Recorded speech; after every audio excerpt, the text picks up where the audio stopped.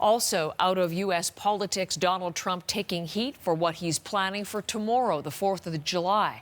Trump is being accused of doing something none of his presidential predecessors have done, and that is turn a non-partisan national holiday into one big political rally. In our bureau in Washington this morning, Arthi Pohl with more on the plan for tomorrow. Good morning. Good morning, Heather. And you're absolutely right. A lot of critics are up in arms about how Donald Trump has changed this year's Independence Day festivities. Typically, you do not see the president addressing the nation from the National Mall on this particular holiday, and it's not a televised address during prime time.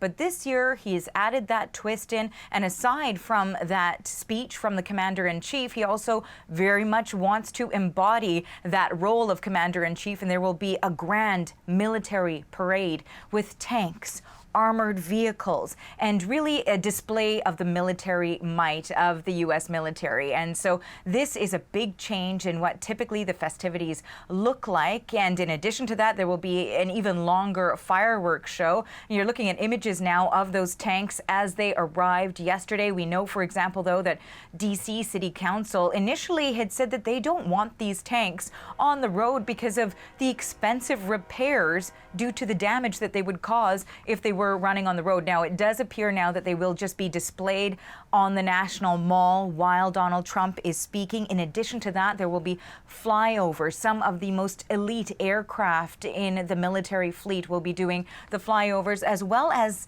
an aircraft that serves as Air Force One. So this is all a display. A lot of reports suggesting that Donald Trump was inspired when he saw the Bastille Day celebrations in France back in 2017 and wanted a similar display for the Independence Day parade here itself. And again, when we're talking about the criticism here, typically it is a non-partisan unifying event.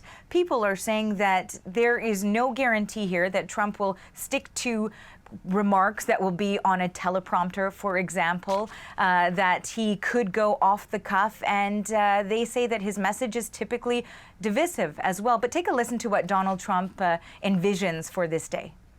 We're going to have a great 4th of July in Washington, D.C. It'll be like no other. It'll be special, and I hope a lot of people come, and it's going to be about this country, and it's a salute to America. And I'm going to be here, and I'm going to say a few words, and we're going to have planes going overhead, the best fighter jets in the world, and other planes too. And we're going to have some tanks stationed outside. And you heard him there also, Heather, reference the new name for the celebration that he has branded it this year, the Salute to America. So he is saying it's going to be just nothing but patriotism, and that's what Kellyanne Conway was saying yesterday, as well as they prepared everyone for the speech to come. But as you pointed out, Arthi, critics think it's going to be something entirely different. And what are they saying?